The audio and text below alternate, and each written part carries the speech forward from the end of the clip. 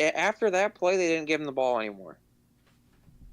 And I'm like, he's 100% or should be close to 100% healthy, and they didn't give him the ball? Like, didn't Yeah. Jadarian Price have more rushing yards than Love did? Yeah. Exactly. Yeah, I'm I with don't you here. know. Maybe I didn't hit the It- start streaming button here on YouTube. Sorry, everybody. Sorry, yeah, Fibers. I just got the notification now that says you're alive. Okay, now we're live. Okay, sorry. Everyone missed like the first like epic 10 minutes. So if you're just hearing this on YouTube, thank you. Welcome, to the Dose Upper Cons. You missed an epic whatever piece at the beginning. So that sucks. But hey, we're still new at this. Alrighty. Okay, now I'm live. Thank you, Patty. All right, cool. Fibers, what are you looking most forward to seeing improvement, or do you think we're gonna suck? Because I call it. I don't want to just be sunshine and rainbows and say, of course we're gonna do better. Like, I do think we will be better, but I also think that if we play the way we did, it ain't gonna be pretty. Okay, Yeah. so that's why I think we are at a crossroads. Though we are favored by 7 points in this game, I do think that the spreadsheet is telling me. Granted, Texas A&M hasn't played great opponents, but that being said, there are statistics, because that's what we do here, Scotch and spreadsheets. There are statistics that could freak us out. So where do you stand on this?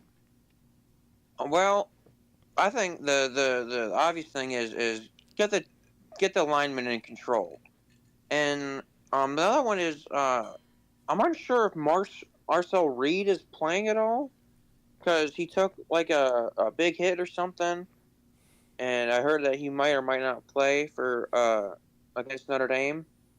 So I'm not sure if he is or not because that's gonna because we didn't play last year. I forgot who the quarterback was last year, but we didn't play against Marcel Reed. No, It was we some didn't. different guy. No. So I'm not sure if he's playing or not. And also, I haven't seen Notre Dame go in a long time. So I mean, at least this as like this frequent. You know what I mean? Yeah. And I don't. I feel like maybe some of the players are still trying to get used to it and whatnot. We need to blitz more too. We didn't see that at all. I mean, Okay, so I'm glad you brought that up, and then we'll bring some other people on here. So all right. there's a couple of statistics. I did my normal breakdown. There's a couple things wanted that jumped off the page for me, and this one right here on line 43, it's the only thing in red. We are tied for worst in the country, and that is tackles for loss per game. It is the quote-unquote worst defensive stat, right? So, okay, so I guess maybe we feel better a little bit about that. But we only had 2 tackles for loss against Miami. Not good, okay? Whereas our opponent, Texas A&M, has averaged 9 over the first 2 games they have played. They are 11th in the country, or tied at least. That's why it's green. So they are exceeding the national champion average versus our measly 2. All right, 2. I can't figure out 2. So that's unfortunate. So if we want to start from a bad level here of where we're coming from versus our opponent, that is the biggest disparity by far. Our opponent, again, garbage opponents in UTSA and Utah State. But point being, they're still managing to have 9 tackles for loss to our 2. Okay, Yeah. so not I great. mean, over the course of this past couple of weeks, I've noticed I really am missing Xavier Watson and Benjamin Morrison. But Well, but I mean, they're not coming back, right? So we can miss yeah, so them, there's like no just like I point miss in Zibikowski and doing. Harrison Smith, right? They're not coming back. So I feel like for us to wrap that blanket around, and look, you're entitled to your opinion, Fivers. Don't get me wrong. I'm not trying to shut you down too much, but my point is, like, they're not on the team. So it's either we rally and heal as a team around the people we have, or just we're done. Like that's it. That's the season, and we look for brighter sunny days. I don't know. And we can't. Well, here's the thing: we have the best safety, Xavier Watts, and then we go to a Don Schuler. How can we turn him into the next great Notre Dame safety? I mean, that's for the coaches to figure out, right? I'm just some dick here in Central Indiana with a microphone, the infallibility of the microphone and the webcam and a scotch, right? Like what do I mean? So I don't know. Maybe Mike Sloan has the answer here from West Virginia. I don't know, but Mike Sloan will bring you on. You're on mute. Come off, my friend, my brother. Boise State cannot get here soon enough. What's up, man? Oh man, just sitting here listening. Kind of pointless to harp over the Miami game, but a few things need to be talked about, I think. No doubt. We've all had some we time to let it sit and stew and just kind of, let it live, right? Well, the biggest disappointment for me was, I expected going into this season to pick up where we left off last year, and we've heard, all off season how we have more depth, we should be better, yada yada, and it just we look bad. I thought we looked horrible. The play calling was atrocious. Um, I'm not. I can't for the life of me figure out how we can see everything, but apparently the coaches can't, and how they didn't Right. make the adjustments earlier in the game to get to where we had a chance before midway through the fourth quarter. It's just unacceptable to me. But I mean, what can you do about it now? I mean, it's over. But the bad thing is that these guys have backed themselves into a corner. Yeah. They have to win out every game, and we know that going into every season. I mean, 11-1, yeah, more than likely you're in. The schedule this year, 2-loss, that's going to be pretty iffy, to be honest. It's pretty tough. Well, and it's a function of now you're relying on everybody else above you and around you to kind of have a similar struggles, and then you have to kind of look pretty and sexy. And let's face it, we tend to not do that.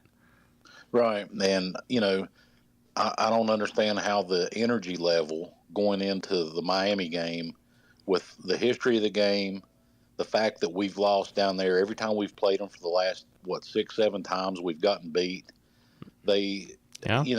It seems like they should have been hyped up like their hair was on fire, and they just wasn't. Yeah, I mean, we talked a lot of that in that pregame show. Like that was a fun show to research and talk about a team we hate. About our bad blood down in Miami.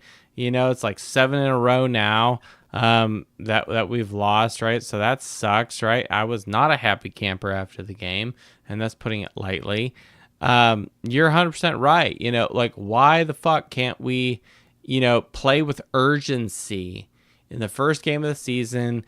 Why would you not want to get back and sharpen the axe, sharpen the grindstone, however you want to describe that, after losing the Natty to Ohio State, and get back at it against a rival like Miami. And that's why we were pissed. And that's why anybody who was pissed on our post-game show is entitled. Like there's you shouldn't be happy, obviously, after we lose that game. And I think if people were pissed, they're entitled, regardless of what the Pollyanna chumps want to say.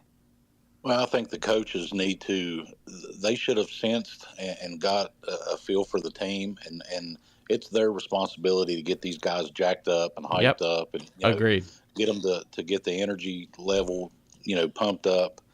Where was the energy level like we saw Freeman have when they were at Texas A&M? What you need.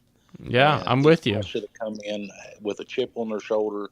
Hey, we were one win away from being national champions last year. This year we're going to make it happen. We're going to do it. They should have been jacked and ready to go. Yeah. But who am I?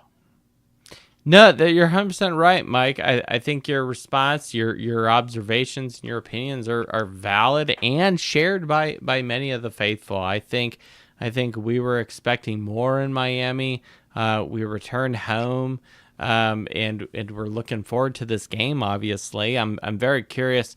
Not to be crass or change the subject or run too much of a distraction, but I am curious on people's report about what the beer situation is, because this is actually the first football game we're going to have the beers being served in Notre Dame Stadium. So how that contributes to the loudness effect of the game, I don't know.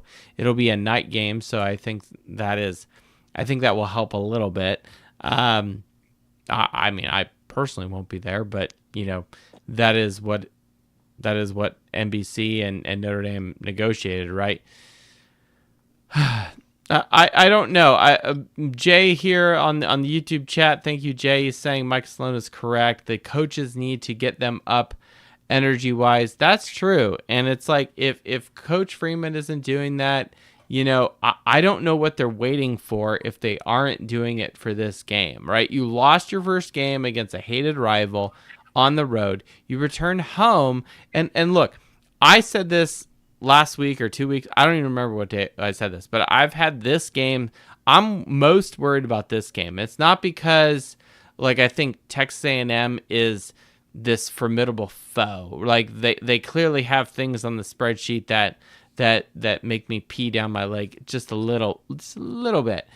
The point is, Texas A&M, we went to their house and we punched them in the face. Okay, they weren't expecting that, and we won. Now they're coming to our house. They got a chip on their shoulder. If this team definitely should have a chip on their shoulder. At least that's the way I approach this game. If I was Texas A&M, that's how I would be. So I think Texas A&M is going to have a chip on their shoulder after we got the best of them last year. And that's why I think this is the most challenging game. Then SC, then Miami, in my opinion. Okay? One man's opinion, but y'all listen to me, so there you go. Point is, that's why I'm titling this show The Crossroads, because I think that the season is at a crossroads. You lose 2 back-to-back at the beginning, you're unranked, now you're in a hole. You'd be lucky if you make the playoffs as a visiting team at fucking Oklahoma or whatever, okay? And that's a fact, okay? So it becomes a real struggle as a 2-loss team. Maybe this team needs a challenge. Maybe this team needs to have their back against the wall. I don't know. I'm not in the locker room. I'm not at practice, okay? I obviously would love us to just run the table. But in general, good teams and success in life is not based off of just skating through things. It is built upon adversity. When we looked at the schedule, I mean, we knew going in before the season even started, get through these 2 games, and it should be a cakewalk. Now, with that being said, that's true. That's going through the assumption that we were the same team as we saw last year. And, we're just not the same. I mean, the game 1, I know you can't judge the entire, product based off the first game. Oh, sure. But if you look, I mean, we took a step back on offense, defense, special, everything. Right. Like what else do we have to go with as fans? Yeah, and it's like, how? I don't understand how. Yeah, we lost Watts, but, I mean, we've got weapons.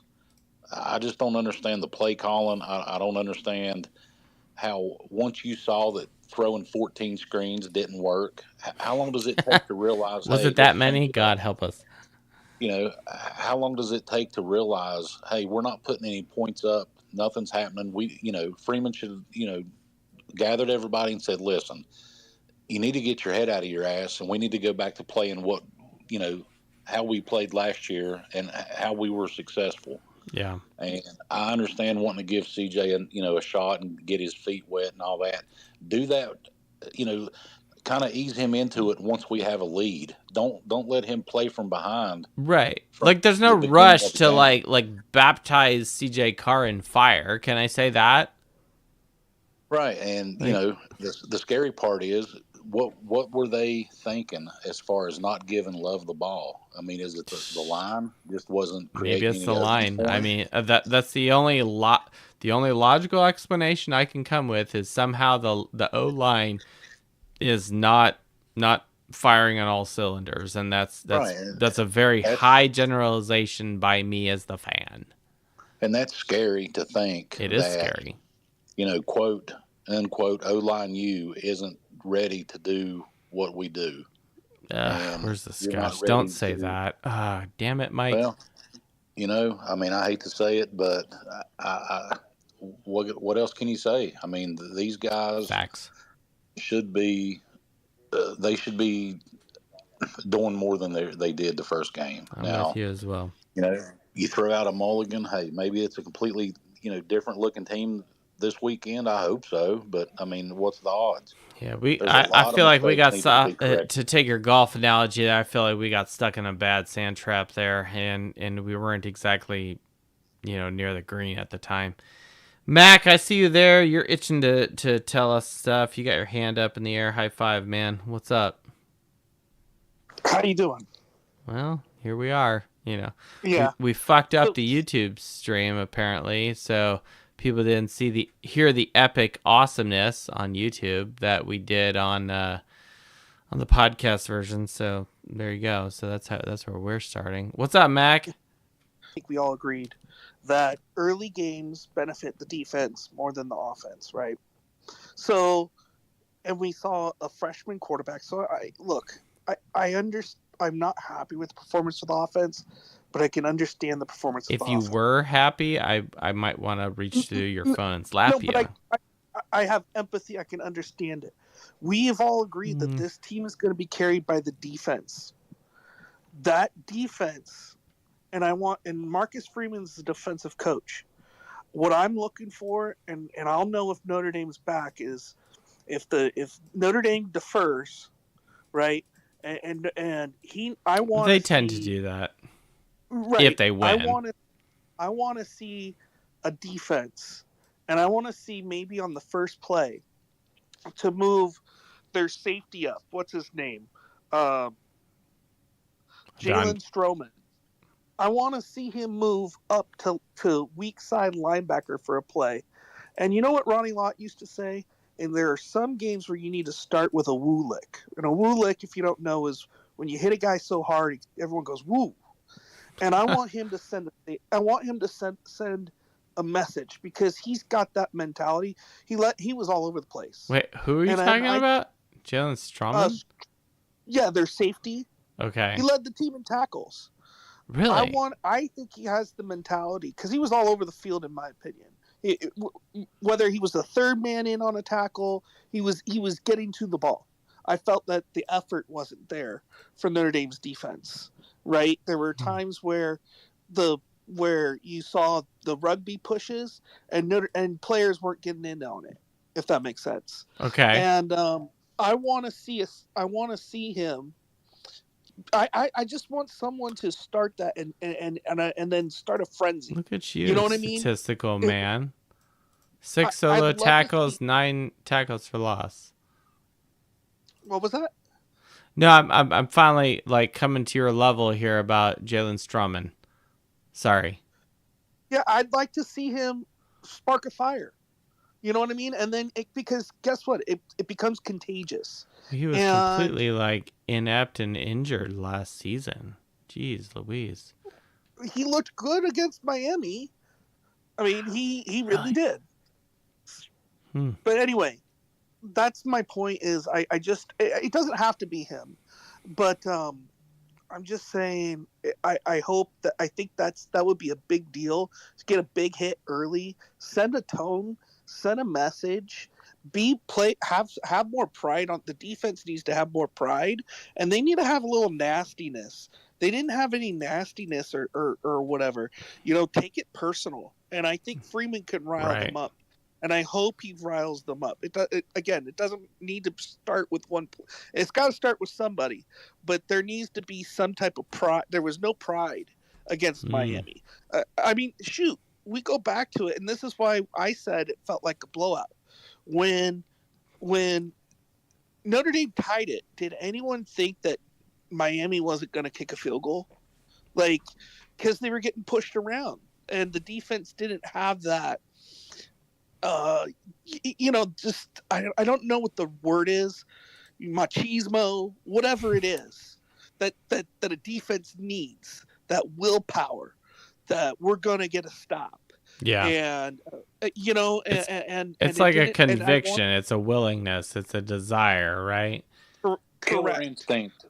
I Yeah. want to see more of that. I Yeah, want I'm to with see, you. and I did not see a killer instinct in the defense like we saw and the last year. defense is supposed to carry the team. So when your Yes, it offense is should. trash, that's what you need from a Swagger, championship as Jay is saying defense. online. Yeah. And so I want to see on the first, second play, whatever, I want to see a hit that just sends a message to our defense and sends a message to Texas A&M that we're, you know, that was them. We're moving on. Yeah. And if I see that could tell me what this team is all about. And so, but if they want to play technique and not, you know, have a nastiness, which I understand playing technique, but it was so, I don't know. Well, there's they intelligent football, and then there's aggressiveness, and then there's whatever right. nonsense They we look saw very in Miami. finesse. Right. And so if they come out like, I mean, if that's what I think is going to depend on the season. The offense, they may not come along for another 3 weeks. They didn't last year. So what are we? I'm not expecting anything from the offense. It's got to be the defense, and they have to have an attitude. They Amen. had that attitude. Amen. They had an attitude last year. If they have that, that's how I feel. Anyway, I'm sorry. No, Mac. The thing you closed with there at the end made the most sense. You're getting a toast of the night. I'll tell you what. The raising a glass to you. If the defense does not come and throw down the gauntlet, lay the law of what is going on. Like, look, we'll play some Dan Devine. No one comes into our house shit later at the end of the show, right? For people who like that stuff, right? Because I like that stuff. Point is, we're in our house. Whose house is this? This is where you respond, our house. This is where everybody needs to come off of mute and request to speak. When I say whose house, you say our house. Okay? Whose house are we playing in? Our house. Thank you. Thank you, Mike Sloan. The point is, this is our house. And the people who defend that is the defense. Okay? There needs to be more pride. Like, they need to be embarrassed. Right. Like we are not hot shit right now. Okay? I'll be honest. I don't know why let's jump over here to the spreadsheet here. Okay. You will notice there's a big blank right here of nothing because I'm sticking to my guns, and we will not look at rankings until we finally get to the Arkansas game here. We will finally look at rankings in week 4. Okay. Because a third of the season is over, and so that's me in my idealistic world. Okay, but I would be a fool to say if people who didn't listen to this or who don't actually have the internet were not curious or were not aware of where Notre Dame was. I mean, for crying out loud, I have been guilty, first to admit, that I'm screenshotting and sending fucking pictures of Notre Dame on Sagarin being ranked like 4th or 5th or some crazy shit like that, okay? So sue me. Okay, point being... Okay, Notre Dame is ranked in the top 10. I don't even know how, but that's not the point. The point is some people out there still think Notre Dame is good.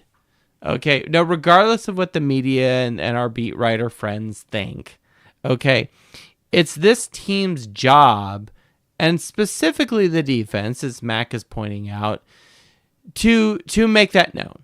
To say, excuse me, welcome to South Bend, motherfuckers. Okay, this is our town now. Okay, so you take your hostilities elsewhere. Okay, and that's really what it comes down to. Whose house? Our house, AJ. Let's fucking go. All right, sorry, let's go. No, it's okay. How you doing, AJ? Long time no see. Chilling, man. I went to the Indians game. They lost, but I'm driving home right now. The Indians lost? Yeah, dude, they lost like 8-0. And you stayed all the way through? Look at you. You're a real Yeah, fan. because he went to extras, and then the final score was decided like in the 11th inning. Wait, it was 0-0 going into the 9th? Yeah, dude. Yeah. Wow, that's nuts. Man, talk about a breakdown. Anyway. AJ, what's It up, was- man? Welcome back, dude. How's the Yes, doc? sir. Is the doc doing all right? Doc is good. She likes Notre Dame football. That's good. We'd have problems. We might have to have she- intervention if that was not the case, you know. Well, she was really asking questions as to like how can the convicts beat the Catholics, and I basically just said they didn't show up. Notre Dame didn't show up, and it's okay.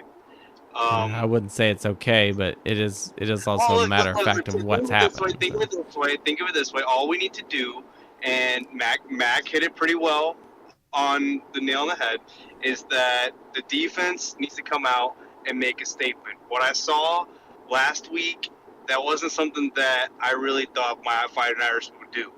You know, you have playmakers on that defense. Learn how to play ball. Oh, I thought you were going to say a from bunch of screen passes. That's what you're not expecting to see. But be able to attack this Saturday. Like, Yeah. I hate Texas A&M. I hate their stupid ass chants. I hate everything that University has to stand It's for. so odd. It's so awkward. It's not that I hate it. It's just awkward. No, it's like, what are you pointing up in the air for? I don't understand. And you're moving around, like one of those things like it's like a thing that moves around in Halloween or Christmas, like in your front yard, like left to right. I'm like, what are you moving around for? That Like, should be okay, at a used car lot, right? Yeah, like it's like one of those wacky inflatable tube men or whatever that was. So no, I think Freeman just needs to tighten the screws up a little bit. I mean, this probably is a wake up call for this team. I don't know how we're still ranked 8 or whatever we're at, but I'm perplexed, but I'm not going to be pissed either.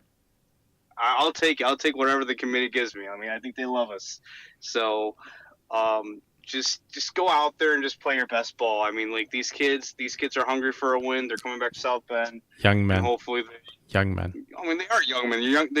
They're younger than me. I'm 31, bro. Come on. They're young men. Here's the next young men. Yeah, real quick. young men. Marshall, Northern Illinois. How Can many I- of these can I say one- unprepared games do we have to go into until they realize, hey, you don't take any game lightly. You should be fired up, ready to call and cuss your mama out that you're so fired up for a game. 100%. Maybe that's the game. I think that's the frustrating piece, Mike Sloan. It's like how many times have we fallen on our face against, quite frankly, shitty opponents? Okay, and then you go down to Miami, a decent opponent, with decent talent. We've got a history with this team clearly, and then you just fall short, and we don't. Now, I'll say this: I don't think this was necessarily on the players. Okay, like maybe there was some stuff here or there, with Schuler, this, that, or the other, maybe some of the line play. Okay, I really think some of the play calling was suspect. Some of the schematics was suspect. I don't know what Chris Ash was doing. Okay, that's I think the biggest thing that I'm very curious to see what happens this week. The point is, back to what Mike Sloan's talking about. It's like, and I don't want to dismiss the players for not looking fired up. Like I don't think they walked into that game like they were walking in to take an algebra test. That's not what I'm saying. It's just like the team we saw that went into Texas A&M fired up with Marcus Freeman and all that other stuff. Like, that's not. Can anyone say that was honestly the team we saw going into Miami? Because I didn't see it. Okay. I don't know. I mean, I wear glasses, but I didn't see it. Those guys look like they. I'm not going to say they didn't look like they didn't want to be there, but they look like they could care less that they were there. It's like they had zero clue about the history, about the fact that was going to end up being the 7th straight loss to Miami in Miami. Like, have a little bit of pride. Go into the game pissed off. Go with the chip on your shoulder of, hey, we were one win away from being champions last year. We're going to do it this year. Yeah. And it's like you just went in and laid an egg. It just makes no sense. I I just wanted want them to go. I wanted them to go to the sideline and steal that chain, that stupid ass chain of theirs, Do they and still just do choke that? them. I didn't see the I turnover don't chain. think so. I don't think they did the turnover chain Thank anymore. God, But that was steal, just a fad in that was so 2017. cringe. That was so cringe, dude. I'd like to jump on top of what Mike was saying, and this is one of my last points, is anybody like look, this team is deep enough to have next man up mentality. So that means anybody who does not play from whistle to whistle, especially on the defense, and does not go after the ball, they need to be sitting. I'm going to tell you, Nick Saban wouldn't put up with that. There was a lot of effort questions. I rewatched that game. There were a lot of effort problems. And just if this team is deep and they have a good defense, then they need to motivate their players and make them think, hey, if you're not hungry, you want to go and attack and be aggressive and play till the whistle's over, then we got someone else who will come in and do it, because that was not acceptable to see players standing around 5 feet from a pushing pile. Yeah. That's not acceptable. That is not okay. And there were 3 first downs where Miami got where Notre Dame initially stopped them, but they kept pushing the pile, and you see 2 or 3 Notre Dame players standing there. They need to, like, you have to send a message as a coaching staff to that is not okay at this university. Yeah. It's not okay. And you want to be in the NFL, you are not going to play in the NFL like that. Well, that's 100% correct. And Nick Saban, and I have to give him credit, Nick Saban wouldn't put up with that because he felt, because he also had the confidence that we're good enough to have next man up. Well, we're good enough to have next man fine. up. You want to slack off? I got I got 2-3 people behind you that are willing to take your spot. Okay, so your spot is earned, and if you slack off one hair, go find a bench. Okay. Holtz would put up with it. Holtz would have grabbed some face mask and set their ass in the grass. Yeah, brought the next guy up. Amen. And so you just went from the third team to the prep team. All right, so go on and get out of here. Exactly.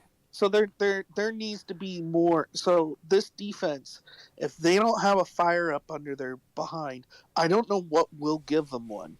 And this is Marcus Freeman's a defensive coach. Usually your team takes on the personality of your head coach. Mm-hmm. If they don't have that, then I'm starting to wonder, was it Al Golden or was it Marcus Freeman? That's a good question. I don't know if it was Golden. I'd be kind of shocked if it was, to be honest. I think it was Freeman, because Freeman did a darn good job under Brian Kelly. I mean, you can say damn, Mac. You don't have to say darn, And you know why I try not to? Because as a teacher, I don't want it to ever slip. What? Your students are actually listening to this? No. If I ever, I'm at work. You're not at. Are you at work? No. I try to keep it out of my vocabulary so that it doesn't ever slip. If that makes sense. Because the consequences would be dire. Would be okay, severe. fine. Look, are you sipping a scotch, a beer, something?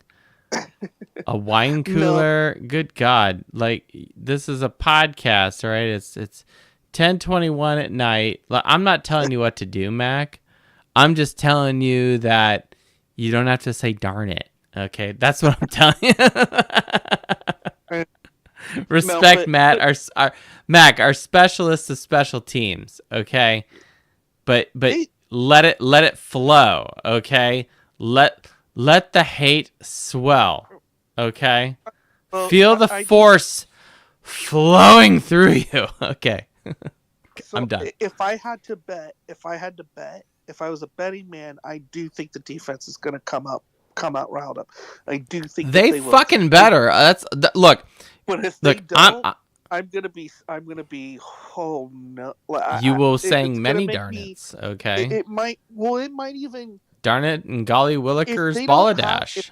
If they don't have that attitude and they play like they did, and you don't see players getting pulled, then I'm going to start questioning Marcus Freeman, because then he's enabling and allowing that. That cannot happen. Yeah, no, it can't Does that happen. make sense? Well, and no disrespect to Elko and Texas A&M. I mean, look, this is a team that went 8-5. They lost to fucking USC in the Las Vegas Bowl. Okay, like it's like I'm not trying to like shit all over them, but like let's like compare resumes here between Elko and Freeman. Okay, maybe we should actually show this on the YouTube channel.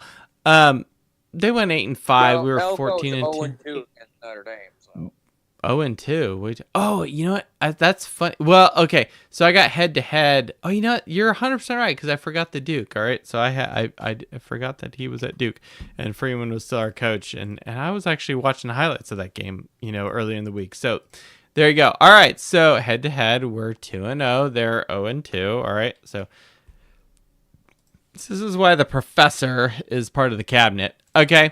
But Freeman's got a better record. Now, funny thing about Elko is he actually technically has better talent. Now, I did not break down these numbers here about, okay, they had the number one recruiting class in like 2022 or whatever, and how many of those players were still, quote, on the team. I didn't bother doing that. I know I did that last year to kind of like, cool everybody's jets, so I imagine that this number here is inflated. But that being said, look, I would also be a fool and an idiot to say that Texas A&M did not have good players, okay? And with transfer portal and this, that, and the other, it's row 15 is becoming more suspect in the spreadsheet. We're cooked. Our last road win against a ranked opponent was in 2014. We're cooked. What's up, Kelvin? How you doing, man? We're cooked. Minus 459 degrees versus Fahrenheit or some shit like that. What's up, man? Hey, how's it going, bud? What's up? Molded by Chaos. Welcome to the Fighting Irish Faithful show. Speak. You are in someone else's background, but this is a halfway friendly place. We're not going to shout you down unless you break commandments or something. So, what's up, man? I'm a Christian. I'm not Catholic, though. I'm not Catholic. You should be, but that goes to everybody else, It is the church that Jesus founded, all right? Go ask Siri, okay? But we don't have to talk about religion tonight. What do you think of your Aggies coming to South Bend? This is their first trip up north of the Mason-Dixon line ever? Like, have you ever been north of Kentucky? I don't know. Actually, believe it or not, my mother was born in Indiana. But Mike Elko was not. And went to Ball State University. Oh, a communications school. Oh, yeah. Okay. So are you going to the game, Mr. Kelvin? I will not be attending the game. And neither will I. Okay, so you will be also suspect to the NBC broadcast like I will. Excellent. Yeah, okay. NBC's so ass. Who gives a fuck about the Peacock? Oh, can I cuss here or no? Thank God this is not on Peacock. Can I cuss or no? No, you can. Cussing is fine. You can. All right. Just don't break the second commandment. Come on, you know what that is. All right. So sorry. So you're like us. You're in good. You're doing well. Continue. Yeah, I have found that Texas A&M fans are actually fun. Can I say it that way? Fun? Is this your idea of fun, Mav? Yeah, exactly. I think our receiver room's better than yours. Y'all got. That's not a stretch. No, it's not. It really isn't a stretch. You'll find out on Saturday. It's fun. No. Well, here. Well, you probably are new here. Okay, so and you're not following us on the YouTube channel unless you've got multiple screens up here, and you're doing Clockwork Orange shit. So. I will say this, and I'll throw it back to you, Mr. Kelvin, so don't go anywhere. Passing touchdowns, it's the 9th most important stat. Texas A&M has 8 total for the season against 2 teams that I've hardly ever heard of. But they are ranked 9th in the country. They have 8 total passing touchdowns, 9th in the country. Notre Dame is 85th in the country. We only are 2. So their ranking is demonstrating. I mean, you can't really do anything based on everything's skewed right now. Well, clearly, because of right? talent. But then this talent- show would cease to exist because it's all about stats of the national champions, and clearly the stats quote get better as the season goes on. But at the same time, it's like, look, this is all I have in front of me. Notre Dame has played one game against a team that's actually pretty good, and Texas A&M has played 2 games against 2 teams that they probably should have won by more. I mean, did you watch the games or did you just look at the stats? I look at stats because stats have no feelings, and you allowed over 20 points for both of these teams. It was 30-6 at halftime, and I don't care what it was at halftime. What was it after 60 minutes? You allowed both teams to have over 20 points. So I like stats, all right, but there's context to stats. Or are you going to blame like the second strings? The second strings let them score? If that's the case, that's a halfway decent argument. Kind of, because we were at like 3 or 4. I didn't look at the box scores. Midway through the third quarter. Both of your games were at home right too, now by in the way. season, You realize this. They were both at home. Right now in the season, though, like stats are completely skewed based on talent difference. Well, so are rankings, right? So, like rankings are completely bullshit. That's why we didn't even talk about rankings. We kind of just jumped over that. So, but continue. Yeah. So do you think Texas A&M has? Let me ask this because I actually think this is a legit thing. Do you think Texas A&M has a chip on their shoulder after last year losing at home, and now it's early enough in the season, and you're coming up to Notre Dame? Do you think that Mike Elko is going to have this team fired up and they're ready to roll? Oh yeah, we're going to be so fired up. You're going to be ready to roll. So fired up with your male cheerleaders. Now, will the male cheerleaders be on the sideline? Yell leaders, not male cheerleaders. Educate me. I'm ignorant. They're yell leaders. Yell leaders? Yell leaders. I don't know if that's better, but I'll roll with you. Yell leaders. They yell. Fuck, I gotta order a Sonic real quick. Okay, I'm learning here, all right? I'm more surprised by this description than trying to be insulting. I'm really trying not to be insulting. Oh, you can be insulting if you want, and I can have a rebuttal, and it will be fun. Like that would be very Christian of me, you know. But I like conversations, but let me order a Sonic real quick, and then I'll. Oh God! All right, put yourself on mute for fuck's sakes. All right, gosh, we're trying to have some sense of. All right, Calvin, we're gonna put you on mute here, if I can. All right, the spade. Damn it, Elon Musk, fix your fucking app. Who's requested to speak? Fivers, why'd you ever get off mute? All right, good God. All right, Fivers, I'm gonna have you be co-host because my silly brother, who knows what the fuck he's doing, and you've been on since the beginning, so hooray for you. I want to hear from Natalie because there's something we have not touched on, and she knows exactly what that is. So we need to talk about something else very near and dear to my heart. But without further ado, I think we should get to the director of podcast development before he has to go to sleep for the night, because I'm sure he has to get up early. Adam Dowling, or maybe it's Mrs. Dowling. I don't know. Adam, are you there? Or are you just listening? Where's my cricket soundtrack?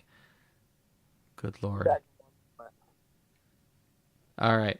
So we're going to move on. While we wait for Kevin and Adam Downley and potentially Natalie to jump on, there's something we need to talk about here. Here in the spreadsheet, and we're going to scroll a little bit to the left here. That's too far. Okay, there we go. It's this number right here, 48%. That was the number of times we ran the fucking ball versus passing the ball, okay?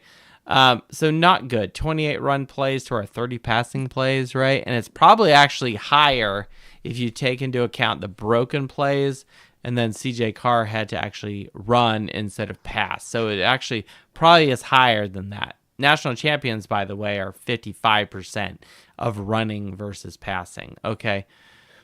Here's the problem. Okay. We did not run the damn ball as we should have against Miami. With our wealth of running backs that we have on this football team. So that's disappointing. I suspect y'all to overcompensate on that. Thank God. Hey, if we get in an I formation and are under center and you call that overcompensating, I'm going to need some alone time, okay? I'm just going to put it that way. Adam Dowling, what's up, man? I see you on speaker. What's up, man? How you doing? I was just listening, but no, you're going to be there, I know. Because the weather is nice. You got good seats. How was Shane Gillis? Was that fun? Yeah, it was fun. But I don't know what was going on with the traffic situation and like the police in South Bend that night. Uh-oh. But it seriously took me an hour and like 20 minutes to get back to the toll road. What? It was crazy. From the north lot? From north lot to the toll road? No, we were in Joyce. We actually parked in Joyce for the... Yeah, from Joyce. Trying to get all the way around. Wait. What did they send you out through like Angela and shit, or did you have to go up like Twickenham or Ironwood or some jank ass way? Yeah, you had to go. When you're in Joyce, they send you around to go like towards Ironwood. Really? Twickenham they won't. But so the only way you can get back the loop around north is Ironwood. So you should. We know what you should have done if they sent you that way. They said you should have just kept going that way and go up like Grape Road or some shit like that over to like Granger and get on the tollway that way and then pay the extra 50 cents or whatever it is to head back. I have some friends that park over there every week and they say even though it's like farther to like take that Highway 23 all the way back towards Granger. Yeah, just take 23 to Cleveland, faster. Cleveland all the way up to the toll road. Yeah, so it was... But I think it took us like 30 minutes to even get out of the lot. So they didn't have like surprise me. The police traffic control. It seemed like it wasn't anything close to what it is for like a normal game. So it was like a nightmare. That's because you had people that were not used to the MO, right? Like everyone stayed, These aren't people who left after communion, left after the fourth quarter, that not that we're permissing those things. My point is I'm feeling you there. Okay. Yeah. And I would also argue that the Joyce lot was probably not as packed, or it probably was more packed for this, because I bet there was, quote, less tailgating for this than there was for the game. When we got there, it felt empty, but then when we left, it was like everyone showed up really like late for it. So it was kind of a weird crowd. I thought this was a stats show, not a transportation logistics show. Who are you? You're new here, Kelvin. All right, you sit down, Texas A&M, with your Yell squad, okay? Go work on your... Kelvin, are you going to be at Notre Dame Saturday? No, or are you gonna be... No, he said no. Oh, okay. I'm disappointed. No, Kelvin, are you going to be on the post-game show? Actually, I don't even... Wait. We have to say this. Full disclosure. I don't know if we will have a post-game show. Doc has to go to a conference. I'm watching the boys for 2 days, so it's gonna be wild and crazy. It's gonna be like the movie Mr. Mom. It's gonna be awesome in this house. Your wife's a doctor? She's an eye doctor. That's why she's called the Doc. That's hot. You're welcome. So, Kelvin, I don't know. If you were actually gonna be at Notre Dame Saturday, if you would listen, we were actually helping you with the logistics of getting out of that place. Well, yeah. Not, listen to what we're saying, not what we're not saying. Like if you're stuck there, right? This is how you leave and head back towards the Chicago area. Okay. I got family in Chicago. Nice. There you go. All right. But all right, so Adam, what are your thoughts? All right, like obviously Miami was a loss. It sucked, right? We didn't get you on the post game. It's not that it's fine, but you're like where are you at, Adam? We haven't talked. We haven't debriefed. Well, and you're our director of podcast development, so yeah, it's concerning just because it's not the final score of the game. It's the way the game happened. We were really bad on the line of scrimmage. Agreed. Or Miami was really good. We don't know that yet. So I guess we'll I see think South Saturday. Florida will tell us one way or the other how good or bad Miami is. So I guess we'll kind of find out Saturday. I'm really Texas excited A&M, for that game, by the way. I really want to watch that game. I mean, Texas A&M's looked good, and they're a good team. I mean, Kelvin I thinks guess- they're the bee's knees. I mean,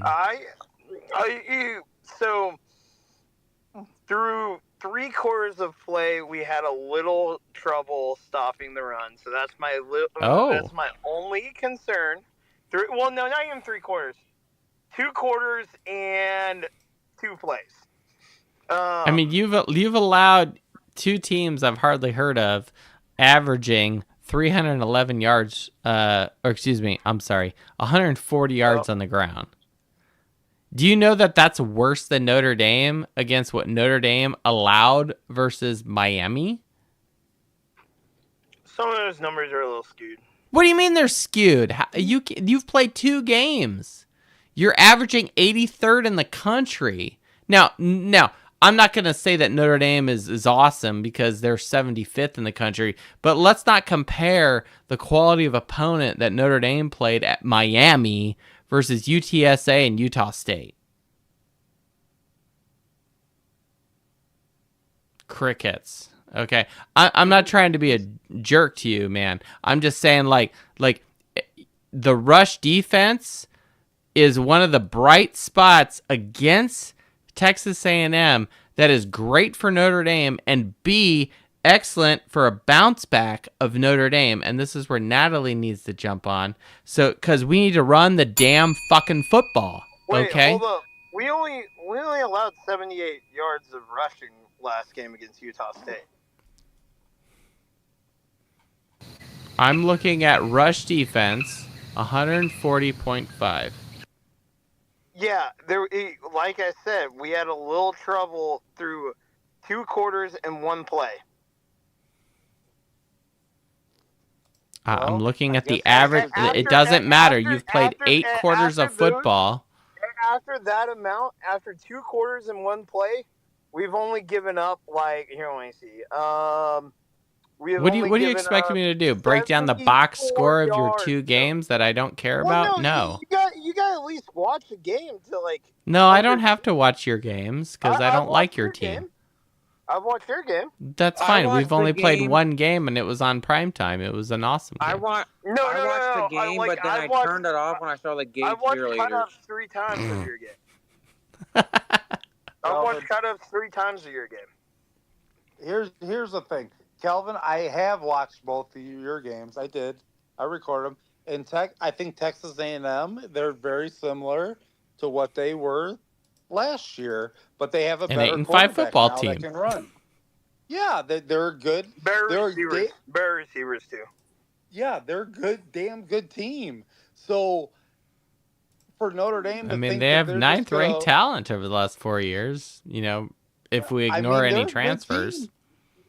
They're a good team. There's nobody in the country that's played 2 teams as tough as Notre Dame to start the season. Miami and Texas A&M. Yeah, I agree. There's nobody. So I guess we'll see. And this is the great thing about the 12-team playoff is that the it's actually decided on the field now. Yeah. So, Amen. So you could lose one game. I thoroughly believe even if y'all lose to us on Saturday, hopefully if y'all not. win out, y'all are still making the playoff. No, I don't know.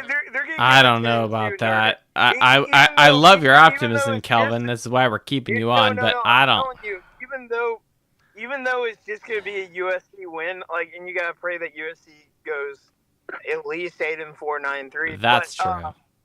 But I still believe they're going to put a 10-2 Notre Dame team in the playoff. Oh, that means we're going to beat Purdue. Hell yeah. Okay. Yeah. Purdue I is guess a must we'll see. The funny thing is that it's almost like college football people don't know how to act anymore because there used to only be 2 teams, then 4 teams. So everyone had to argue all the time. Yeah. But now the games are played on the field. Yeah. And if the teams decide what happens. Absolutely. Yeah. If you can't make a 12-team playoff, then you don't have really. It's your own fault you didn't make a 12-team playoff. So what you're saying is the beat writer's opinion doesn't matter? What? No, it doesn't. Like, play the games. Play the game. If Notre Dame loses Saturday, and they happen to not make the That would playoff, it's suck their own ass. fault. Okay. But it's their own fault. Like, Well, you I'm can't with you there. lose. We're at home. If we lose at Yeah. home, we're going to be really pissed. Hey, let's bring Luis on. He's been patiently waiting. He's usually our front man, but he's probably had a late night work. What's up, Luis? I see you there. Hey, I might be back, but I gotta go talk to the wife. Hey, for a Kelvin, moment. don't get off. No, Kelvin, don't get off. Don't Luis get is off our right buddy. now, boy. Don't run Luis, now. I gotta But go, first of all, I gotta go. I I'll like be that right you back. started opening your mouth I'll be about back. goddamn Texas I'll be A&M. back, Luis. Second of all, Luis, you better what the get fuck? your ass back and get this ass whooping you about to get, because we're going to bounce the ass to Texas. Goddamn you. Luis, I hey, love you. Luis, hey, no GD blast, man. Come on. Calm it down, Louise. Simmer I love down, you. simmer I down. love you, Respectful Luis. here. I love you, Luis. I gotta go talk to the wife for Luis, a moment. Luis, I will boot you with the GD blast, okay, Hey, man? Mr. Fighting Irish Faithful, how long are we gonna be here? How long? Yes. Why don't you come back and find out? Yeah, that's right. Hey, I'll be here next week, brother. All right, we got fucking No, the how long are Boilermakers you gonna be next here? week. Hey, how long are you? 15 more minutes at least. 15? Okay. All right, I may come back for the final 5, baby. Oh, We'll you're gonna probably- be most ready probably for still the gonna be Hail going Mary, and you'll be ready to convert to Catholicism. Hey, you're gonna learn the Immaculate Conception, baby. You don't even know what that is. All right. You don't even know what that means. Kelvin, you're You're gone. gonna All right, learn the Kelvin, Immaculate go do whatever the Conception. fuck you gotta do. Luis, what's up, Wait, man? wait, I'm wait. happy Who's you're your here. second best receiver? Hey, Who's your first of all, second how's it best going, guys? Hey, it's Calvin, been you need two. an NC Wait, State when- receiver. All right, Luis. Let's bring Luis on. We've had a little bit of thing. interfaith hospitality here. Wait. Who's our second best receiver? I don't care. Okay, I am Statistically more speak, interested man. in Notre Dame's ability to rise over themselves right now. Okay, and I'm kind of like foreshadowing my epic closure here, which isn't that epic. But we brought Luis on not to hear Kelvin talk over him. So go ahead, Luis. First of all, guys, I'm sorry for the delay. I've been. You know I was trying to what? hurry That's up and get okay. All right, you. But you know what? I'm happy to see all you guys. I'm happy to hear you guys. And you know what? It's been 2 full weeks, and I just want to say this to this Notre Dame football team, that when they go this Saturday, that they don't forget why they wear that blue and gold helmet. Ooh. Why we go out there and see them. This is not so much to play for Notre Dame as much as it is to play for themselves. They got embarrassed. They got outplayed. They got outsmart. And I hope they took these 2 weeks personal and understand that us as fans have been dealing with this for 2 weeks, hearing it from everyone and their mamas and their aunts and their cousins and their grandmas. That all of a sudden you have everybody coming at us. I want this Notre Dame football team to stay focused, stay diligent, and be violent for 4 quarters. 4 quarters, you play and you fight for every inch, for every down, for every first down, for every touchdown. You think about all of us fans that have suffered with the embarrassment of the last 2 playoff games or the last fucking game that we played last week. This is Notre Dame, and I want to see us go out there and run the damn ball. Amen. See, that's the thing. We did look. Did someone else have a bell? No, No, who was that? not me. No, who was that? No, it's cool. No, reveal yourself. Natalie just gave us a heart. Who is that? It's me. Is that you, Fivers? Yeah, it's me. Oh, okay. All right. You got a bell? Sorry, that totally threw me off. Okay. No, you're 100% right. What Luis is getting at is, and he can correct me, obviously. Did we play Smash Mouth against Miami? No. No, we didn't. No. No, we didn't. And that's what's bullshit, because that is not what this team is. That is not what Notre Dame football is. Notre Dame is not this finesse team of throwing it to the fucking flat and throwing the screen pass and just like, oh, I love CJ Carr, doing his best Fred Astaire in the backfield. And it's like, Like when CJ Carr threw his first touchdown pass, he's like turning right, then you turn left, then you turn right, and you're like, oh dear God. And then he throws it. It's like, that's the equivalent of like a player all of a sudden posting up for a 3-pointer. You're like, oh no, no, no. Yes. It's like, and he hits it. Like, that's what the CJ Carr pass was. It's like, what the fuck are you doing? Like, so, like, look, I'm happy we scored a touchdown. I'm not going to be pissed about that. But at the same time, it's like, don't fucking do that, all right? We don't like that, okay? So, but my point is, like, we did not play Smash Mouth football. What got Notre Dame to the national championship last year was grinded out, hard-nosed, fuck you football, okay? And that's what happened, okay? Oh, we're losing the video. And that's what I want to see this week. I want to see us, like, I don't care. Like, sometimes people are like, oh, well, we just care about win. No. I care about how we win and how we lose. That's how I care about it. You know what I mean? But what frustrated me and to these last 2 weeks has been so, like, there's bitter taste in my mouth is just to see how awful our offensive line played, knowing that is one of our strengths.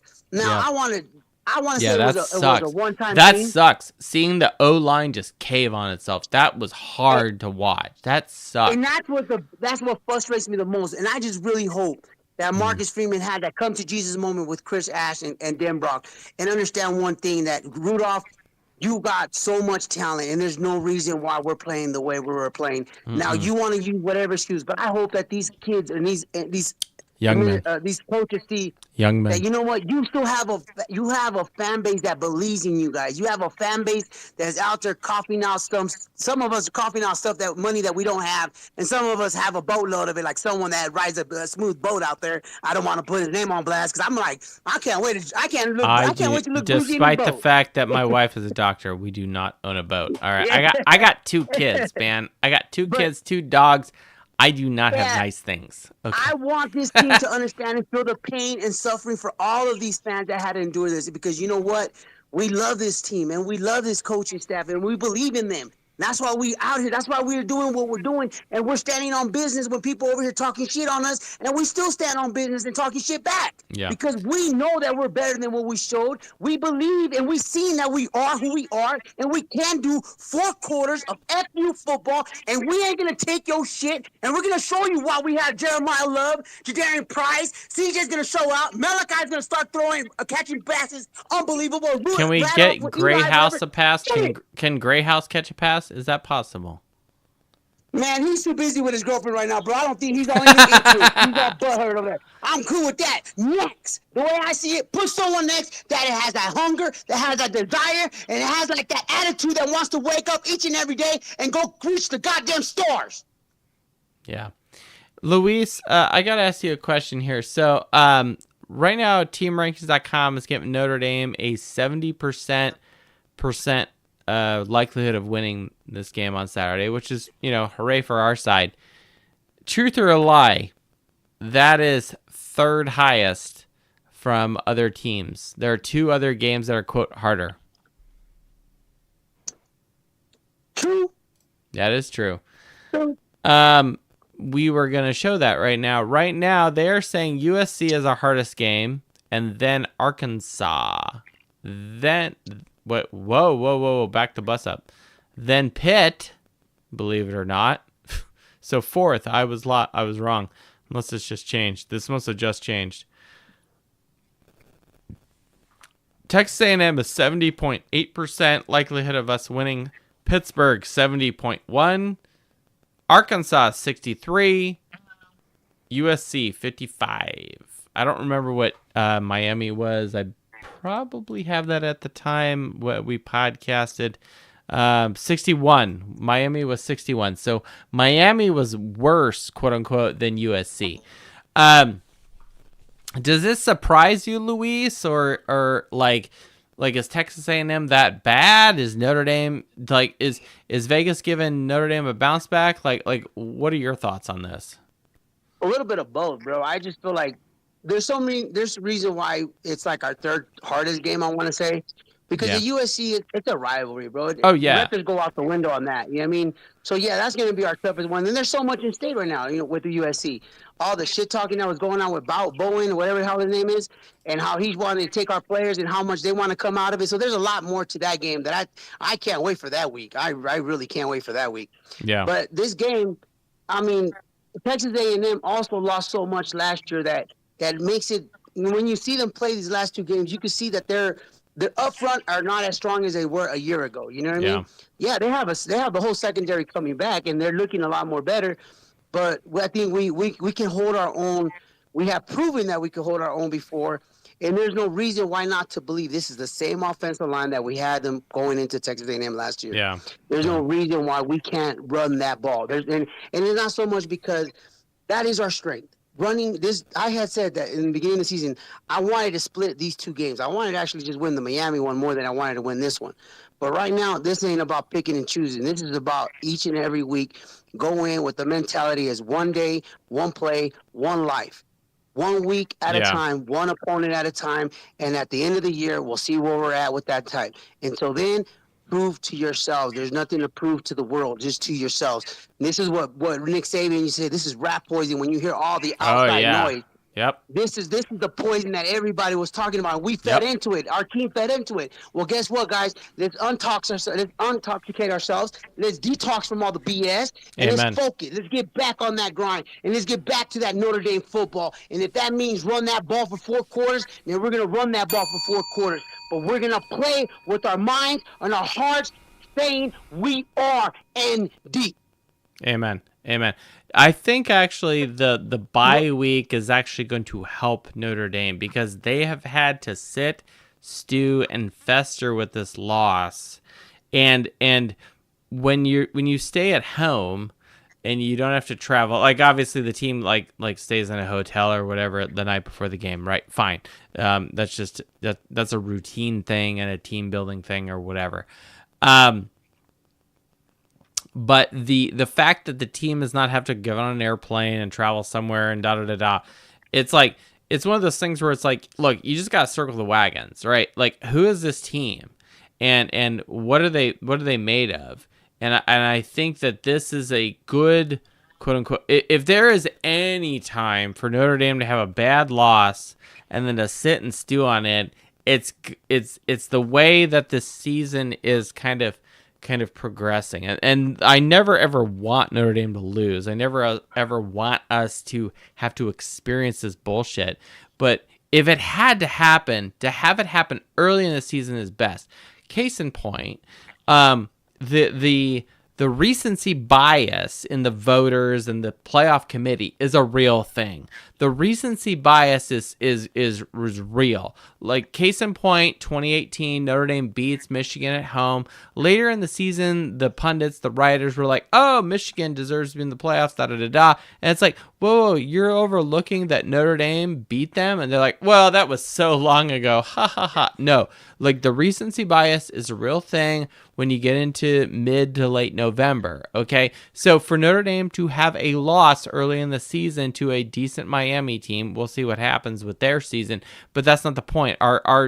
Our destiny is not defined by Miami. It's defined by what happens on the field in every game that we play from this point forward, okay?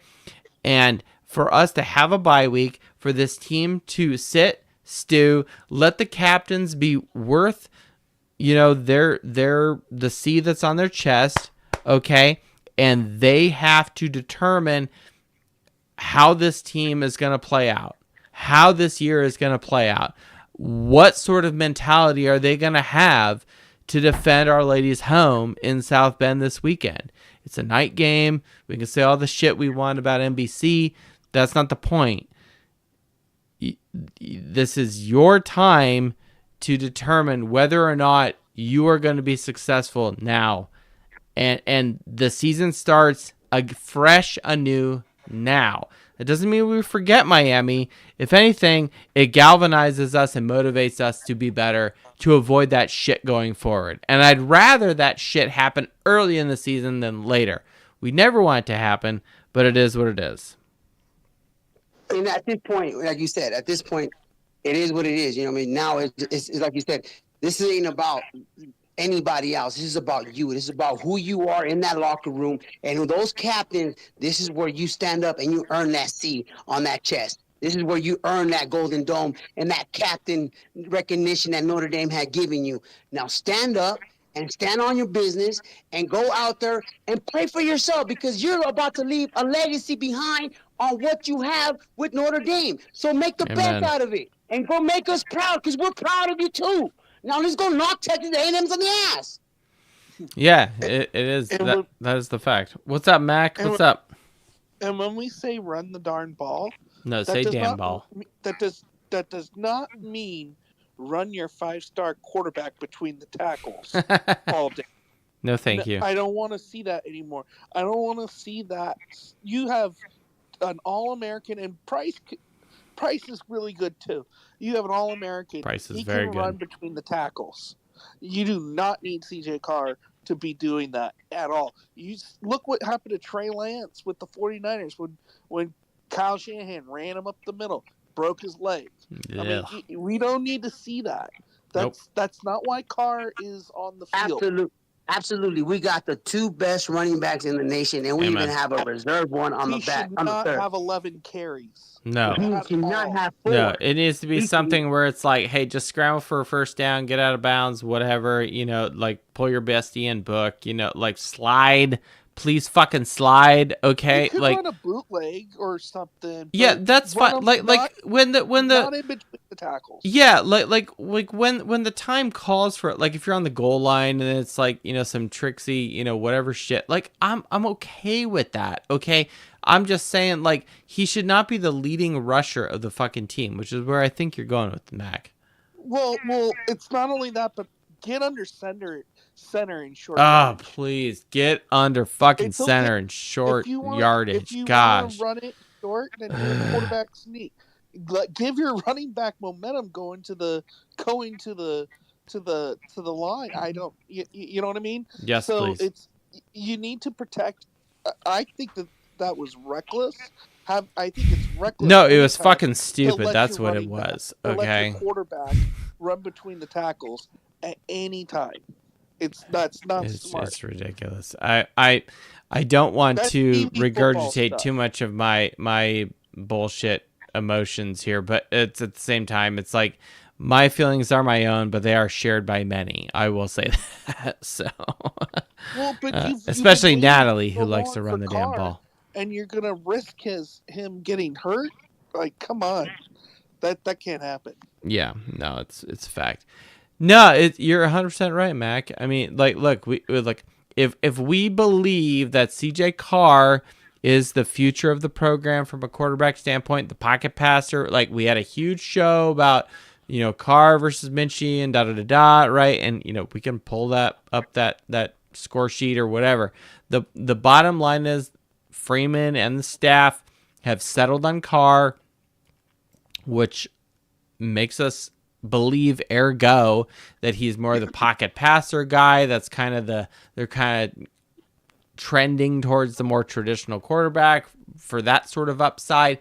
If that's the fact, then you need to ergo embrace that and therefore rely on your dedicated running backs versus your passing quarterback in the pocket and whatever. Look, I'm happy that Carr is mobile, obviously. Point being, you don't have him back there to be Michael Vick. Like if he's Michael Vick, great, okay? But I'm not convinced that's why you have him back there, right? Can I say it that way? Vick didn't run between the tackles. Well, no, but that's my point. Like we're like, regardless of how he's running it, like he's not there to run the ball. Okay, we're not running triple option. If we were running triple option and that was our offensive game plan, which I'd be kind of okay with, that'd be a different story. Okay, but I will say this: the foundation of my argument that I closed on in our quarterback show was not based off of personal opinion. It was based off of what the national champion quarterbacks looked like. And what were they? They were all pocket passers. Ergo, who in our quarterback room was most resemblance of a pocket passer, and that was CJ Carr. And there it is. Okay, I rest my case. So that is what I believe the coaching staff settled on. Okay, I doubt they listened to this podcast and we pushed them in that direction. If they did, excellent. I'll wait the email for my tickets to the USC game or this game on Saturday. That's probably not going to happen. Unless I'm sitting up with Adam Dowling, I can take my little ones with me. Point is, Notre Dame, you need to use CJ Carr as a pocket passer and utilize your running backs as the athletes that they are. And quite frankly, both Jadarian Price and Jeremiah Love are hungry for the fucking football.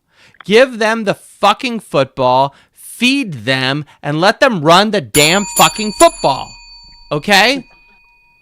I'm so fucking sick of this shit of us pussyfooting around in the backfield. Give them the damn ball and just run. Football is a violent contact sport. Get under fucking center. I would be so excited to see CJ Carr under center with either them in a wishbone or a split back or an I formation. I don't care.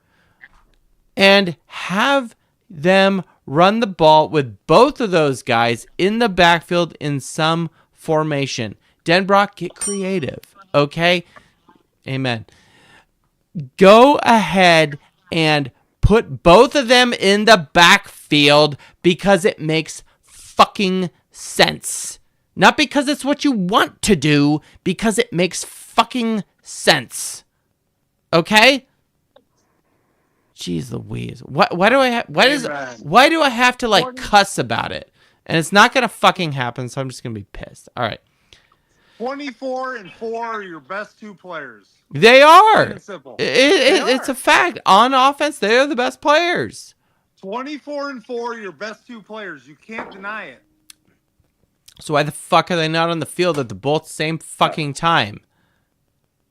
Well, and if you love screens so much, you could start with both of them. No screens. Screens are bad. No. My point is you could use the formation of having them both on the field and then run motion and put one of them in the slot.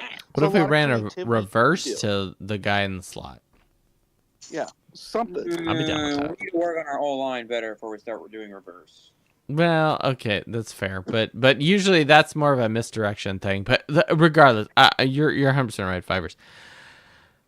Look, I'm at the end of my page here. I'm kind of at the end. We're kind of winding down. I do actually have a halfway decent, important work presentation tomorrow.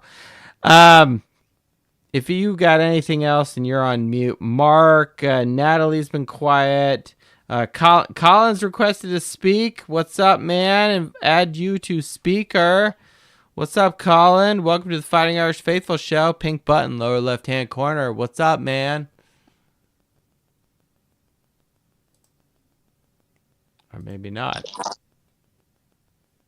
I got. You know what I'd like to see? I'm sorry. I just joined you a few minutes ago. No, what's up, man? Welcome to the show. Thank you, brother. What I like to see, which I didn't see at all the first game, is instead of. I agree with you having two running backs at the same time, but I'd rather see two tight ends with Love or Price in the backfield running that way. Jumbo formation. Jumbo formation, or do even though Ben Johnson blew the Bears game yesterday, sometimes he has three tight ends in there. Oh, and I know there we that go. Ben Brock ran that last Talk time. dirty to me. Okay. If you like running the football, you put three tight ends in there, or even two.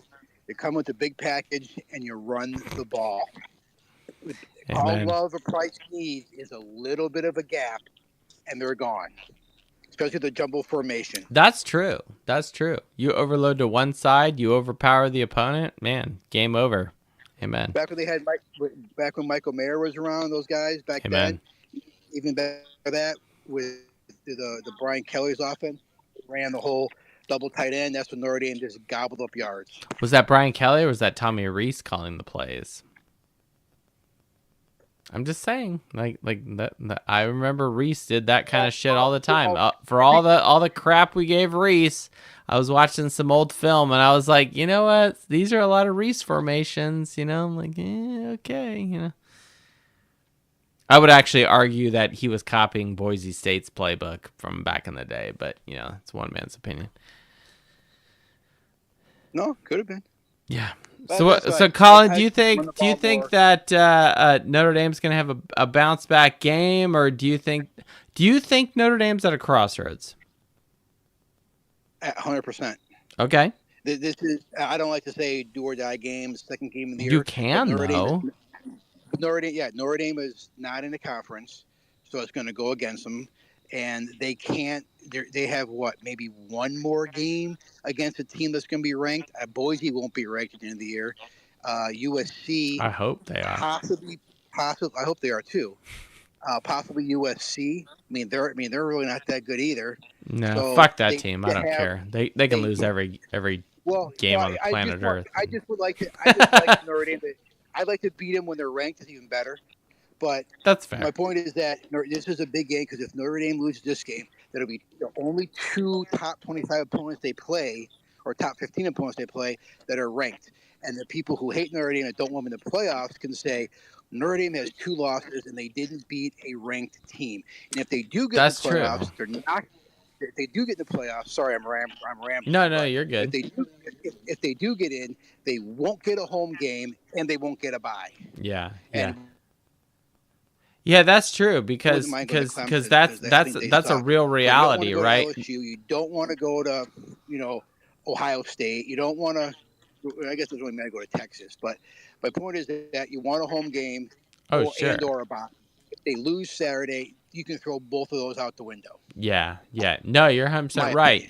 You win. You keep winning. This is the biggest game. This is the biggest game they've had in a long time. Oh, I agree 100%. I agree 100%. You lose this game, you forego, and you withhold your power. That's just a kid from Chicago's opinion. You can take it or leave it. Amen. No problem at all, man. I think you're speaking the truth. I think you're dropping knowledge. I think you're bringing some common sense to this, right?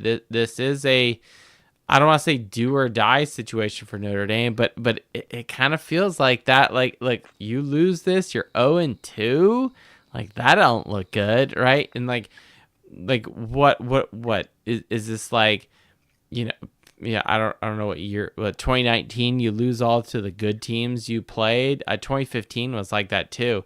You lost to all the good teams you played, right? So like, cause Stanford was good that year, Clemson, etc. So like we don't want to repeat that kind of behavior. We want to rise above. We're in our own house, for crying out loud. Okay, we need to beat Texas A&M.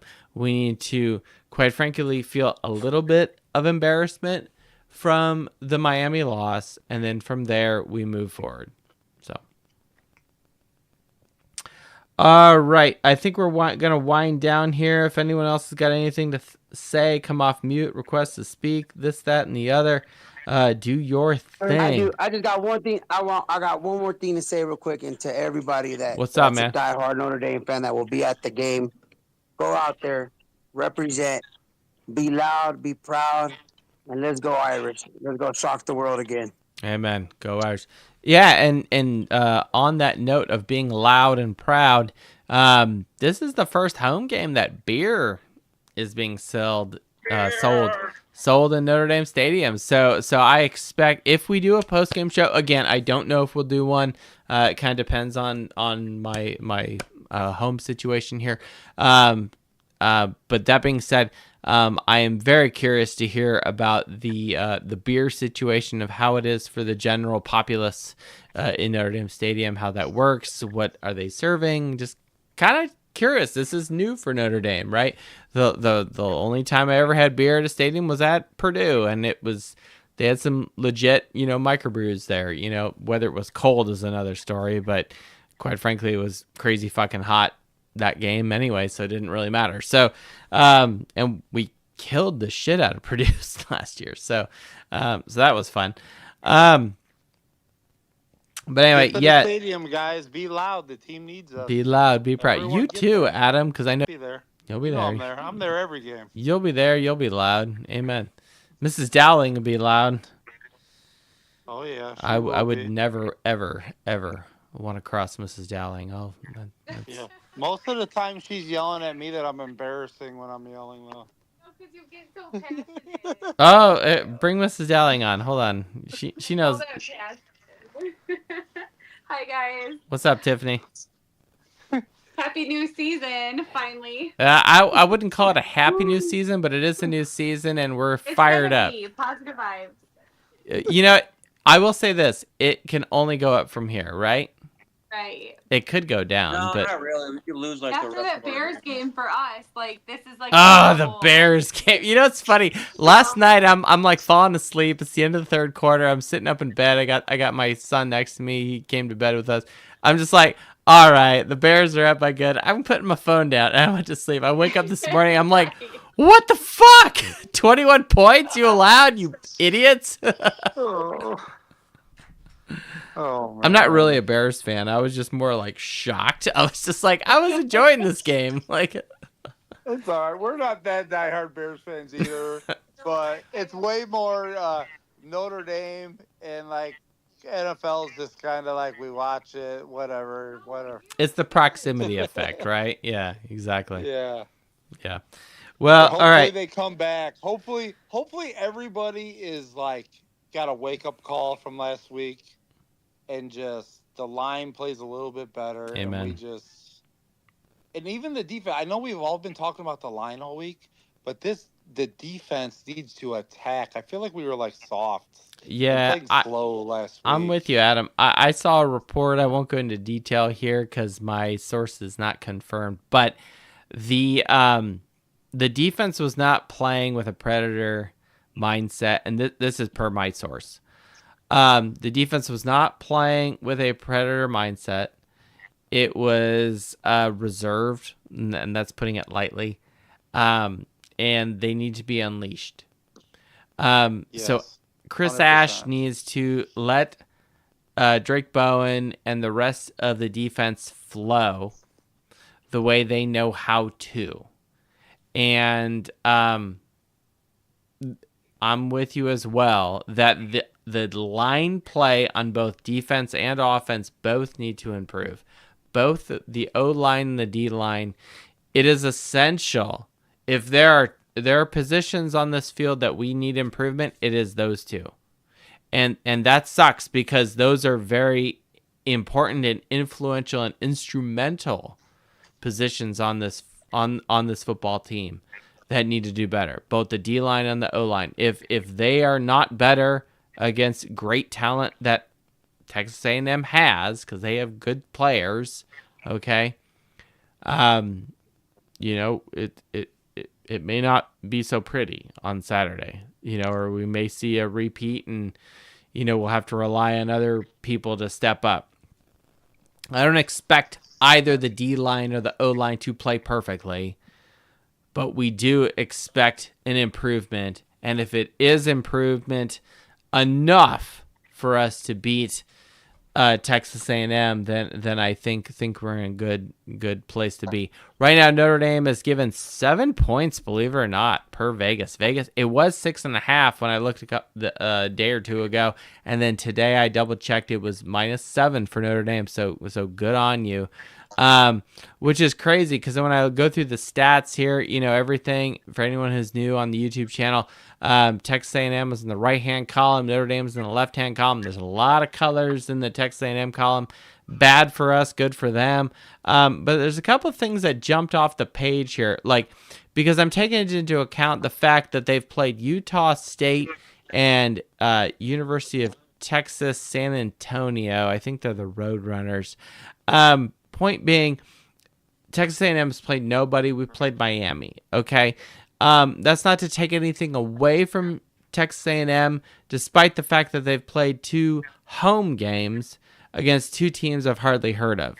The point is, you can't fake the fact that your scoring offense is averaging 43 points a game. Okay, fair.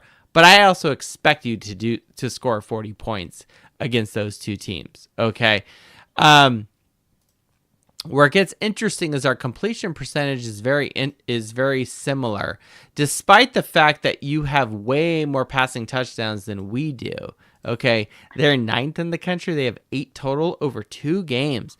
Now, what's really interesting is they have 11 touchdowns total. Well, they have 12, right? I'm sure there's a special teams or something in there. But the disparity of rushing touchdowns to passing touchdowns, I think, works in Notre Dame's favor. Because they only have 3 rushing touchdowns on the ground. They have 8 through the air, okay, which is good for us. We're 1 to 2, right? So we're a little more towards that 50%, split there. If anything, you would expect to have more passing touchdowns, but not to this disparity where it's almost 2 to 1 with 2 games. 8 to 3. Give me a break. Red zone scoring defense. We're actually better than they are, which is bizarre, by quite a bit. Okay. So, and both touchdowns and total defense. So that's good. Sacks were not better. Tackles for loss were not better. Total offense. Who cares about yard points? Okay. Turnover margin. We all know we need to be better on that. Red zone touchdowns. This is the one thing I wanted to talk about. The one time we were in the red zone, we scored. Texas A&M, not so much. Okay, so that's good for us. Third down offense. Believe it or not, we are significantly better than they are. Why do I not have the ranking? That's weird.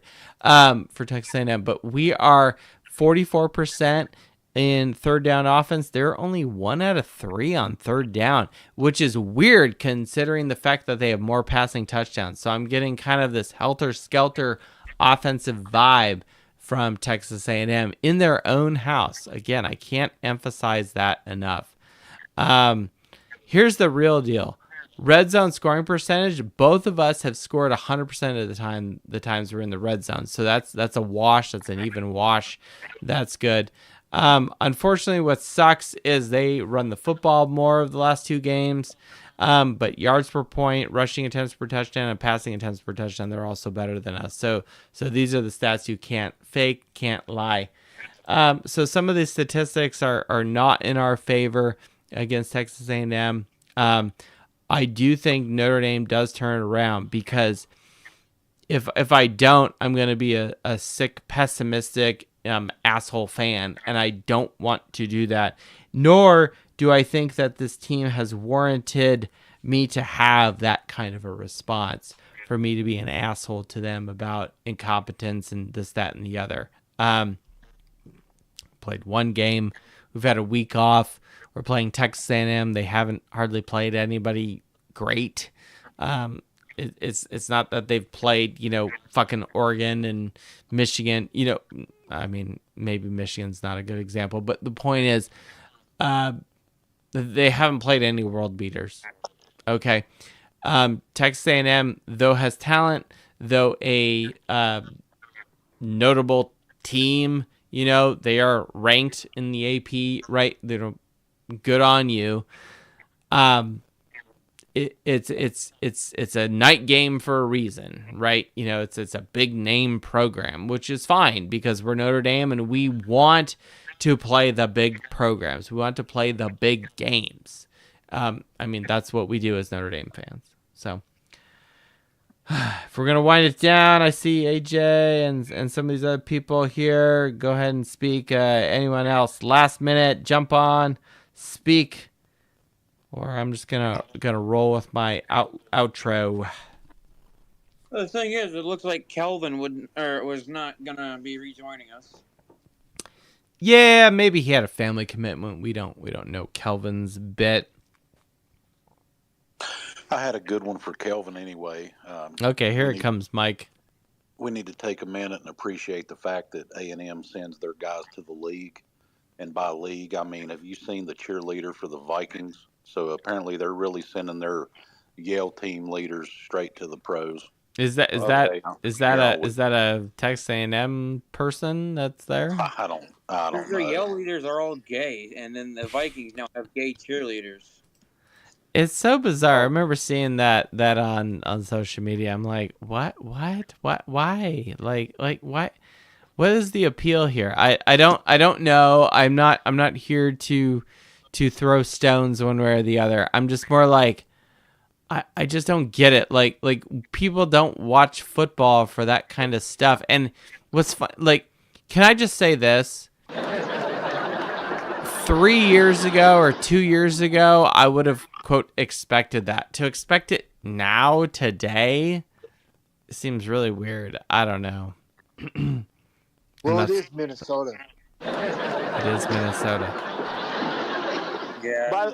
By the way, guys, I'll say this about USC. They're probably going to be top 15, maybe even top 10 by the time we play us. That's certainly just my belief. I've been following them pretty closely, just because I have Southern Cal ties. Oh, me too. Is this Trust Dave at Trust Dave? Yep. What's up, man? Are you in SoCal? Where you at? I'm in South Florida. Oh, you're in South Florida. Okay, not the 909. Yeah. Okay. Yeah. So wait, can I ask what's your connection to Southern California? Because I was born and raised there. I lived there for 35 years. Where at? What area code? 619-858 and 949. Oh, 949. Okay, all right. Southern Orange County. Okay, there you go. I was a 909 guy, but anyway, and so is my brother Red Snapper. But God damn it, Adam Dowling. Man, now I have to go to confession. Don't say that, Joe. I know. I'm gonna cut myself. I'm gonna mute myself. Damn it, Adam Dowling. You did that on purpose. I believe we're going to see a bounce back too from North Dakota. They happened to run into a buzzsaw in USF, and I wouldn't be surprised if Miami struggled or didn't get past USF. I won't lie. I'm actually hoping that USF beats Miami, and that's more so just because I hate Miami, and I think they're riding a wave of greatness right now. So, yeah, I mean, USF's got nothing to lose, so good on you. Yeah, and it's here in Miami. It'll probably be a USF-oriented crowd because everybody's going to come out and support them. And, you know, we were Miami Super Bowl, so they loaded it up. And then, of course, we wore a lot of green, so that looked like Miami. But I think my biggest concern for this team this year, from what I saw from my seat the other night, 2 weeks ago, is that this team does not have the nastiness and the violence that last year's team had. I think that's a big credit to guys like Benmo and Xavier, etc., and a couple of the transfers. I just think that we need to really step it up this game. That's my biggest concern. If it's not there, if we come out flat, I don't think it's going to be pretty on Saturday. But I hope we do come out with the fire that we need, and hopefully Marcus will get them there. Yeah. No, I'm with you there, man. I 100% agree. You know, that we need the nastiness. We need to have the physicality and the aggressiveness that this team demonstrated last year. And quite frankly, successful Notre Dame teams. It doesn't even have to be successful Notre Dame teams, but just teams that win, teams that hold the trophy at the end of the year. Like, that's kind of always been this thing on this podcast, right? Is we're comparing Notre Dame to the national champion, right? What are these guys doing? Well, they're not playing nice. Okay, they're playing with physicality, and they're dominating their opponent. And you do that by putting another body into the turf, okay? Which is not a nice thing to do. So, that's where we're at. That's where this team is. So, and we had the opportunity to punch Miami right in the uterus, and we didn't do it. Ouch. Well, I don't have a uterus, so I don't think I can comment on what that feels like.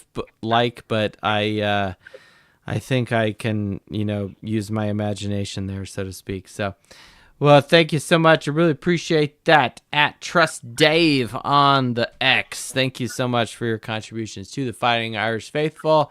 show, and I think you'll be the official uterus puncher of the show, or the I don't want to say gynecologist, but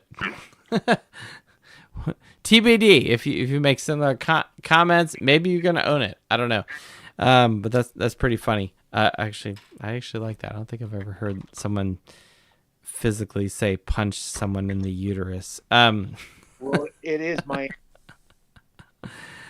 That's actually funny. I actually think I might use that in normal diction at this point going forward in my life. So thank you. All right.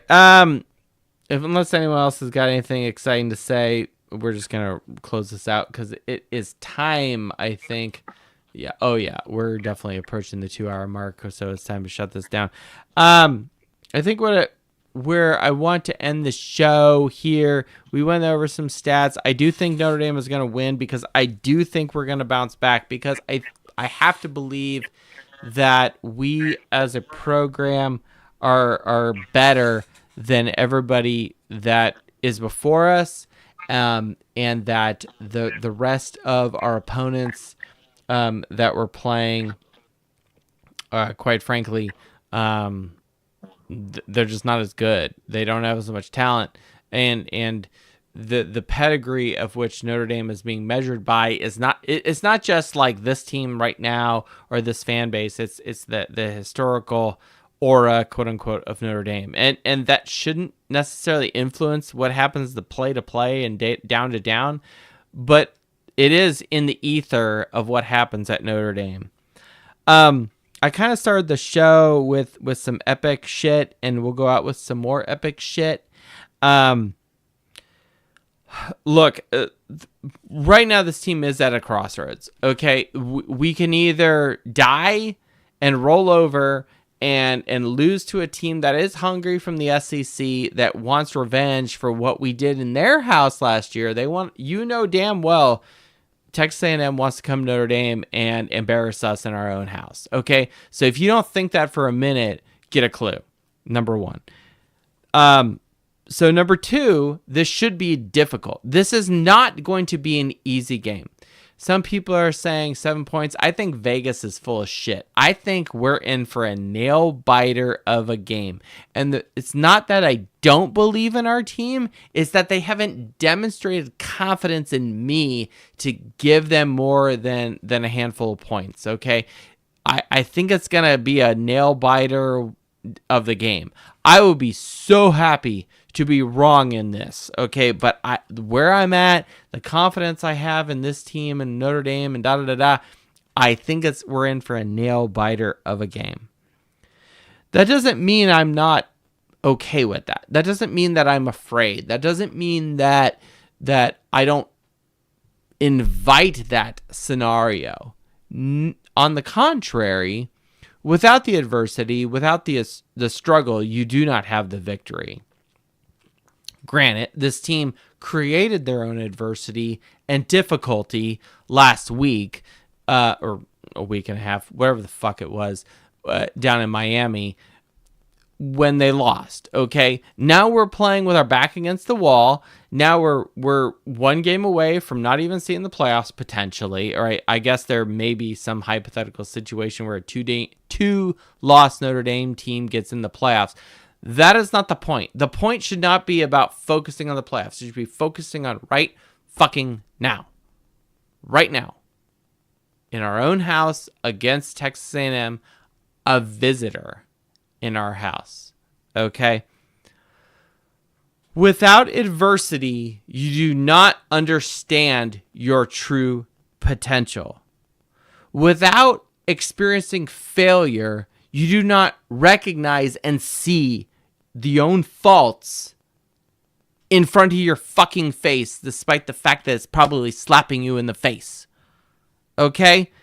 Without failing and getting hurt, quote, by losing, you do not expose your own wounds. How can you heal as a team if you do not expose your own wounds? When you do that, you lower your ego. I know we're Notre Dame. We think we're God's gift to football, and we all believe that. We're Our Lady's University on the Golden Dome, and we love all that. But right now, we're 0-1. You know what our winning percentage is? 0. Nothing. We are nothing right now. Forget the ranking. We are a football team that is playing to get to 500 and stay ranked in the top 10. Give me a break. Okay, so the point is, lower your ego. Everybody on this football team, everybody in the stands, embrace where you are right now. A wounded team that is pissed after a loss and hungry for a win and ready to defend and demonstrate and show the rest of this fucking country. Well, I don't want to say it that way. Rest of this country. Sorry. Fired up. Rest of everybody what we are. We are a good football team. We are Notre Dame, but we haven't shown that yet.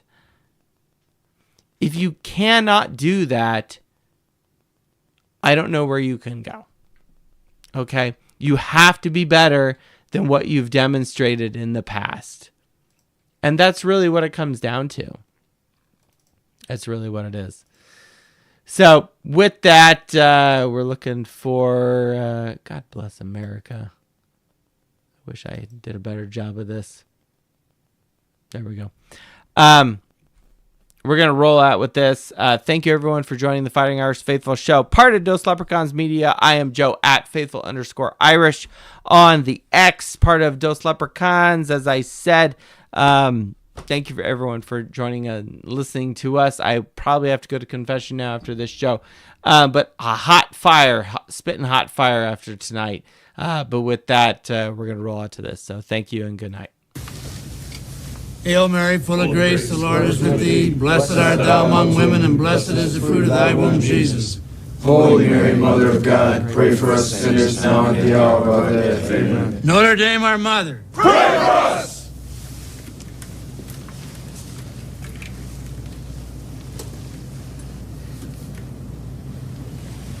You all know what you have to do.